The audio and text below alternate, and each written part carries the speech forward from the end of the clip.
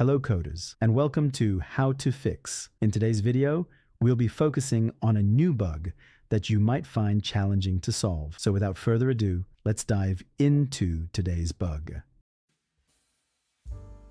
Let's start by executing code 1 to stimulate the error and watch the result. Here's the explanation and the solution to the problem. Please pause the video to read the explanation.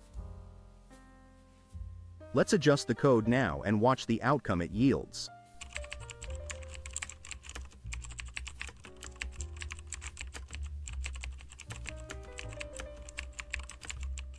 And there you have it. The code executes flawlessly and our output matches our expectations.